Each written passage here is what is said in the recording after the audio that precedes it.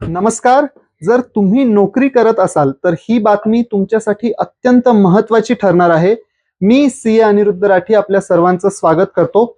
जसं मी म्हटलं, जर तुम्ही पगारदार व्यक्ती म्हणजेच नोकरी करत असाल तर पीएफ अर्थात प्रोव्हिडंट फंड बाबतचा एक महत्त्वाची अपडेट तुम्हाला देण्यासाठी हा व्हिडिओ बनवत आहे.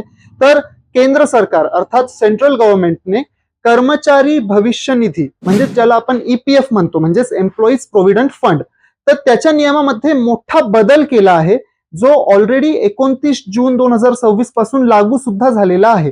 तर हा नियम नेमका काय आहे आणि त्याचा कसा बेनिफिट होणार आहे हे आपण या व्हिडिओमध्ये सांगणार आहोत.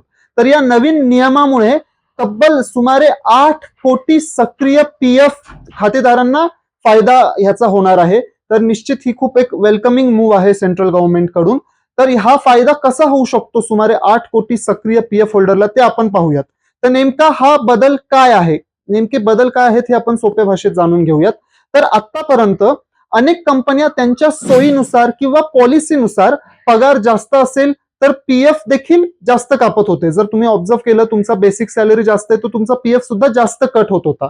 पण आता नवीन नियमानुसार अनिवार्य पीएफ योगदान ही केवळ 15,000 रुपयांच्या पगार मर्यादेपर्यंतच मर्यादित ठेवली गेलेली आहे.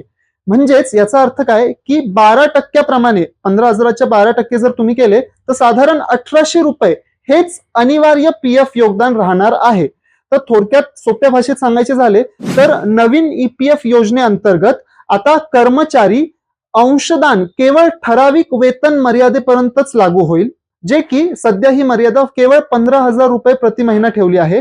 याचा अर्थ असा की तुमचा मूळ पगार अर्थात बेसिक सॅलरी 50,000, 1 लाख, 2 लाख किंवा कितीही असू द्या, पीएफ योगदान मिनिमम 15,000 रुपयांच्या 12% म्हणजेच दरमहा 1,800 रुपयापर्यंतच राहील.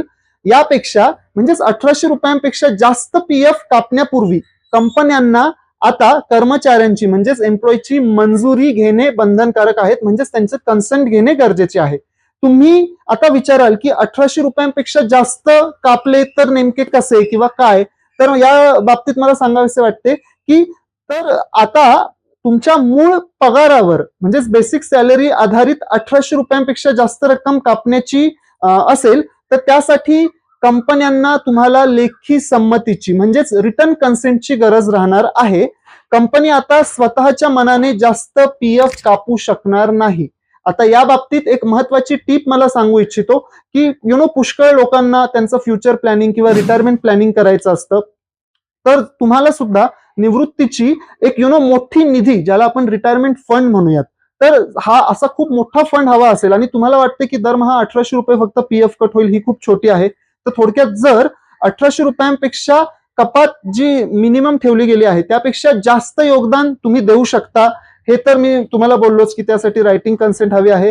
पण हे योगदान आता स्वैच्छिक योगदान म्हणजेच व्हॉलंटरी कॉन्ट्रीब्युशन या गटामध्ये मोडेल. तर आणि विशेष म्हणजे जोपर्यंत कंपनीने रोजगार करार किंवा कंपनीच्या धोरणाअंतर्गत तसे कॉन्ट्रीब्युशन असे विशेष काही नमूद केले नसेल तर त्याबद्दल कंपनीला ते मॅन्डेटरी नाहीये की तेवढंच इक्वल कॉन्ट्रीब्युशन त्यांनी तुम्हाला द्यावं. तर थोडक्यात जोपर्यंत कंपनीने रोजगार करार किंवा कंपनीच्या धोरणाअंतर्गत तसे करण्यास सहमती दर्शवली नसेल तोपर्यंत कंपन्यांना या अतिरिक्त स्वैच्छिक योगदानांची इतकी रक्कम स्वतःहून देण्याची आवश्यकता नाहीये, म्हणजेच कंपनीला आता ते बंधनकारक नाहीये. तर थोडक्यात अशा अतिरिक्त योगदानावर कंपनीला तितकीच रक्कम देणे बंधनकारक नसून जोपर्यंत तुमच्या कंपनीच्या करारात किंवा पॉलिसीमध्ये अशी तरतूद नाहीये तोपर्यंत कंपनीला आता ते बंधनकारक नाहीये.